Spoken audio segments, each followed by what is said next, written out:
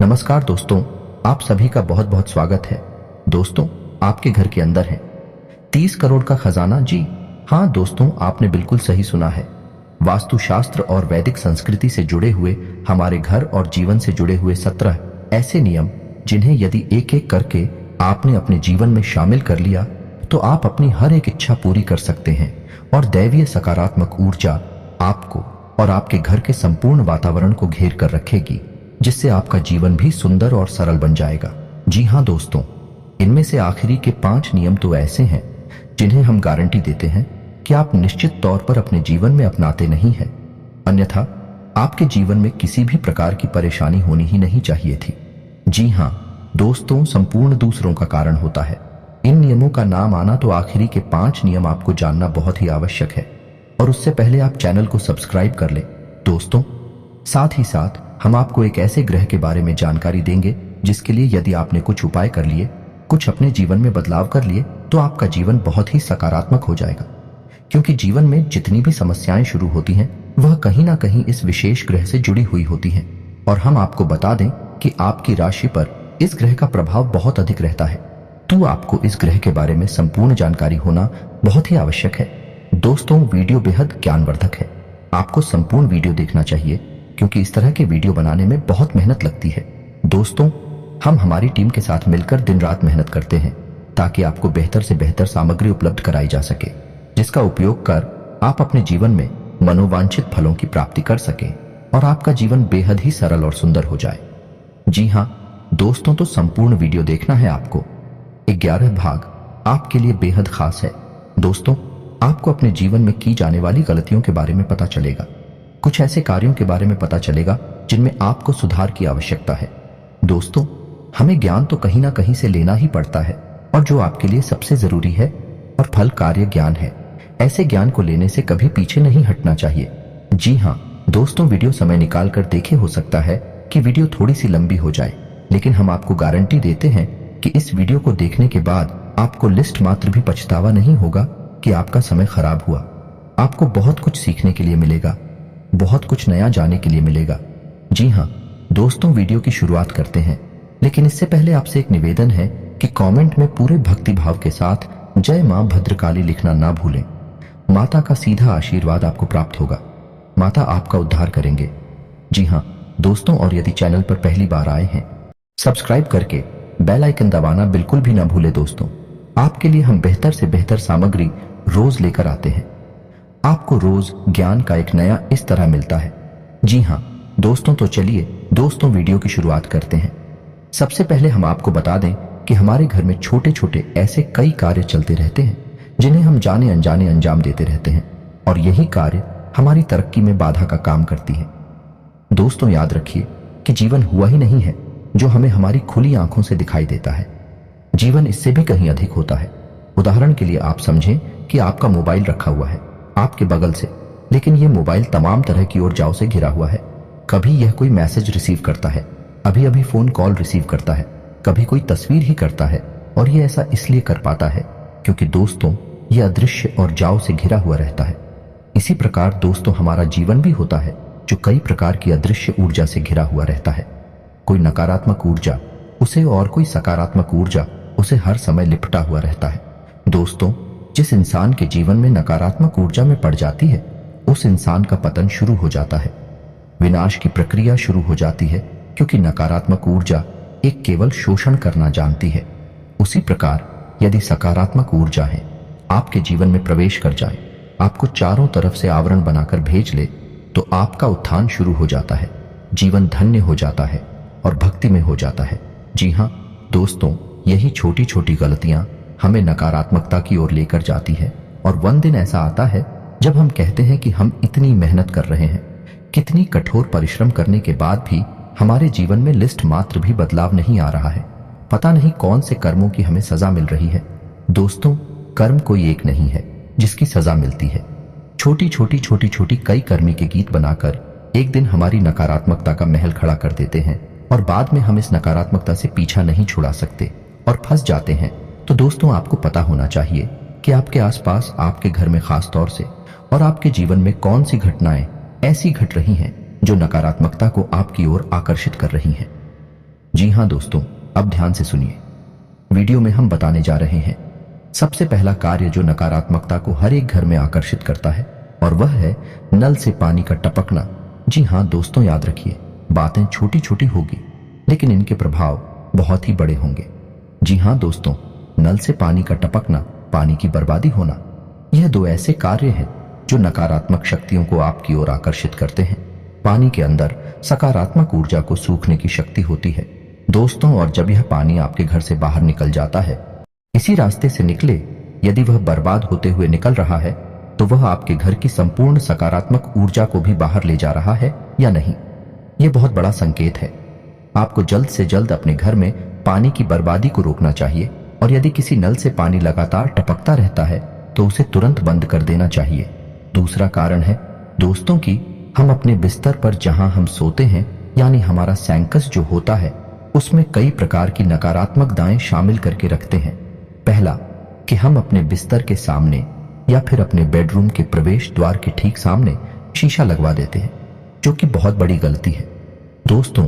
यह भी नकारात्मकता को आकर्षित करती है। दूसरा कि हमारे बिस्तर का जो बेडशीट है, तकिया है, या फिर हमारे रूम में लगे हुए पर्दे हैं, ये यदि कटे फटे होंगे तो यह भी नकारात्मक ऊर्जा को आकर्षित करते हैं। इन्हें जल्द से जल्द आप बदलते हैं। तीसरा कि आप अपने बेडरूम में यदि झाड़ू लगते हैं, खासतौर से अपने बिस्तर के नीचे, तो यह बहुत बुरा संकेत दोस्तों। इससे घर में लड़ाई झगड़े और तनाव का माहौल उत्पन्न होता है। और कोई खास बात दोस्तों कि आपको जो बेड है उसकी दिशा यह निर्धारित करती है कि आपकी विचारधारा किस प्रकार की होगी, आप संसार से किस प्रकार से अपना दैनिक संवाद करेंगे। जी हाँ दोस्तों, यानी आपकी मानसिकता प्रभावित होती है। तो यदि आप पूर्व दिशा की ओर सिर करके सोते हैं तो यह सर्वोत्तम है। यदि आप दक्षिण दिशा की ओर सिर करके सोते हैं तो यह भी उत्तम है। लेकिन यदि आप पश्चिम दिशा की ओर से करके सोते हैं या फिर उत्तर दिशा की ओर सिर करके सोते हैं तो यह वास्तु शास्त्र के अनुसार और हमारे वैदिक परंपरा के अनुसार पूर्ण रूप से वर्जित है।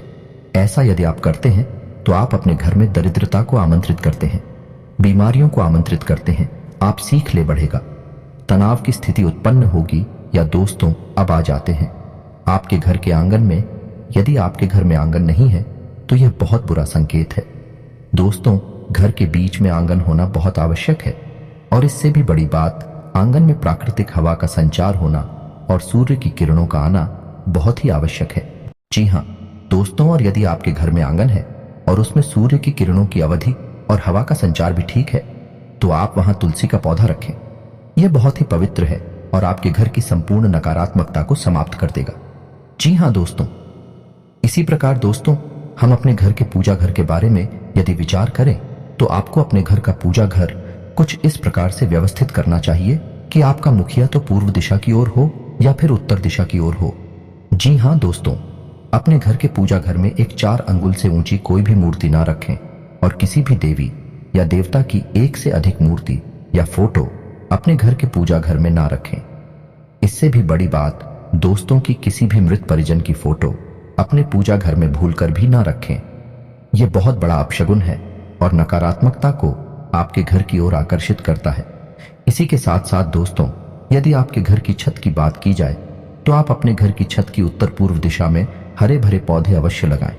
जी हाँ दोस्तों, यह बहुत ही अच्छा कार्य है जो आपको उन्नति और सफलता दिलाएगा। साथ ही साथ दोस्तों, आपको अपने घर के उत्तर और पश्चिम कोने में, यानी कि नॉर्थ वेस्ट कॉर्नर में, एक धन का कटोरा अवश्य रखना चाहिए। और यह धन का कटोरा क्या है, इसे आप समझ लीजिए। कांच का एक कटोरा है जिसमें आपको सिक्के रखने हैं। दोस्तों, याद रखना है कि सिक्के चलने वाले होने चाहिए, खोटे सिक्के नहीं रखनी है। तो चलने वाले सिक्के आपको इतने रखने हैं कि वह कटोरा पूरा भर जाए, और फिर आपको उस कटोरे में जल भर देना है, जो आपको इतना भरना है कि सारे सिक्के जेल के अंदर डूब जाए। यह कटोरा आपको अपने घर के उत्तर पश्चिम कोने में रखना है। दोस्तों, इसे धन का कटोरा कहते हैं। जिस घर में यह कटोरा रखा है उस घर में धन की कभी कमी हो नहीं सकती। दोस्तों, इसी प्रकार दोस्तों, आपको अपने घर की दक्षिण पश्चिम दिशा को कभी भी खाली नहीं रखना चाहिए। वहां आप कोई ना कोई भारी भरकम सामान रखें, और यदि कुछ नहीं रख सकते तो आप वहां हरे रंग का एक बल्ब जलाएं और हरे भरे पेड़ पौधे ही लगा दें। ऐसा करने से आपके कैरियर में एक जबरदस्त उछाल आएगा, आपको कामयाबी मिलेगी और आगमन के नए स्रोत बने शुरू होंगे। जी हाँ दोस्तों, घर में कहीं भी मकड़ी का जाला नहीं लगना चाहिए और ना ही घर में या फिर छत में किसी भी प्रकार की दरारें दिखाई देनी चाहिए। यह बहुत बुरा संकेत है। दोस्तों, जल्द से जल्द यदि आपके घर में दरार है तो उन्हें आप भरवा दें किसी भी प्रकार से, और मकड़ी का जाला है तो उसे जल्द से जल्द आप हटवा दें। आप आज इस कार्य को कहिए और कल ही आप इसका कार्य देखिए। इसका प्रभाव आपको तुरंत दिखाई दे जाएगा। जी हाँ दोस्तों, लोग एक गलती और करते हैं। अक्सर अपने बेडरूम में, यानी जहां वह सोते हैं, उस कमरे में किसी न किसी देवी देवता की फोटो या तस्वीर लगा देते हैं। दोस्तों, अपने किसी देवी या देवता की फोटो या तस्वीर सजावटी सामग्री के तौर पर लगाना यह अपने देवताओं का अपमान है। तो पहली चीज तो यह है कि आपको अपनी घर में कहीं पर भी कोई भी देवी देवता की तस्वीर सजावटी सामान के तौर पर नहीं लगानी है। उसे केवल अपने घर के पूजा घर में लगाएं। यदि आपको अपने घर के बेडरूम में कोई तस्वीर लगानी है तो आप प्रकृति से जुड़ी हुई कोई भी तस्वीर लगाएं। जैसे हरे भरे मैदान, पौधे और पहाड़ों की झरने की तस्वीर आप लगा सकते हैं। लेकिन दोस्त में एक चीज का आपको ध्यान रखना है कि आप कोई भी ऐसी तस्वीर ना चुनें जिसमें एक लंबी सुशांत सड़क दिखाई दे रही हो। यह तस्वीर बहुत ही अशुभ होती है। दोस्तों, इसे आप अपने घर में कहीं पर भी ना लगाएं। इसी के साथ साथ दोस्त, एक और बहुत खास बात जो हम आपको बताना चाहते हैं, जो आपको हर एक प्रकार की नकारात्मकता से, बुरे दोषों से बचाएगा, कि आप अपने घर में सबसे ऊंचे स्थान पर, यानी ऊंचाई पर एक झंडा जरूर लगाएं। झंडा लाल रंग का होना चाहिए। झंडे पर हनुमान जी का तस्वीर फोटो अवश्य होनी चाहिए। यदि वे उड़ते हुए दिखाई दे रहे हैं, हाथ में पहाड़ लेकर उड़ रहे हैं, ऐसी तस्वीर यदि झंडे पर लगी है, जय श्री राम लिखा हुआ है, तो वह झंडा आप अपने घर के सबसे ऊंचे स्थान पर लगा दीजिए, छत पर लगा दीजिए। इससे आपको संपूर्ण नकारात्मकता से मुक्ति मिल जाएगी। कोई भी नकारात्मक ऊर्जा आपके घर की ओर आकर्षित नहीं हो पाएगी। जी हाँ दोस्तों, इसी प्रकार तुलसी से जुड़ा हुआ एक नियम है कि रविवार के दिन आपको तुलसी माता को जल अर्पित नहीं करना है, किसी भी हालत में नहीं करना है। और शाम के समय और रात्रि के समय ना तो तुलसी के पौधे को खिलाना है और ना ही पत्तियां तोड़नी है।